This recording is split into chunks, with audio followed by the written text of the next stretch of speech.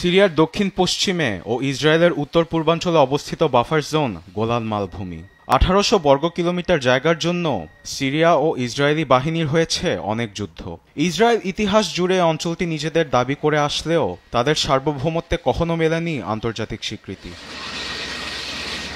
তবে সাবেক president Bashar আল আসাদের পতনের পর সিরিয়ার একাধিক সামরিক স্থাপনায় হামলা চালিয়ে অঞ্চলটি দখলে নেয় ইসরায়েল। প্রায় 50 বছর ধরে সিরিয়া ও ইসরায়েলি বাহিনীর মধ্যে এক প্রকার সুরক্ষার দালান হিসাবে কাজ করেছে মালভূমির পর্বত হেরমন। ভূমি থেকে মাত্র 60 কিলোমিটার উত্তরে সিরিয়ার রাজধানী দামেস্ক, যার কারণে সেখানে নজর রাখা অনেক সহজ হবে ইসরায়েল বাহিনীর। এর পাশাপাশি গোলানের পর্বতগুলোতে সামরিক স্থাপনার মাধ্যমে অতি সহজেই সিরিয়ার যে কোনো লক্ষ্যবস্তুতে মিসাইল হামলা চালাতে পারবে ইসরায়েলের বিরুদ্ধে সিরিয়ার সীমারেখা অতিক্রম করার অভিযোগ করেছেন বিপ্লবী নেতা মোহাম্মদ আল জুলানি। তবে গোলান সাময়িক সময়ের জন্য দখল করা হয়েছে এমনটি দাবি করেছেন প্রেসিডেন্ট নেতানিয়াহু। গোলান মালভূমিতে ইসরায়েল বাসিন্দাদের নিরাপত্তার জন্য সামরিক ঘাঁটি স্থাপনের যুক্তি দিয়েছেন তিনি। 1974 সালে সিরিয়া ও ইসরায়েলের মধ্যকার চুক্তি ভঙ্গ করে গোলান মালভূমি দখলে নিয়েছে নেতানিয়াহু।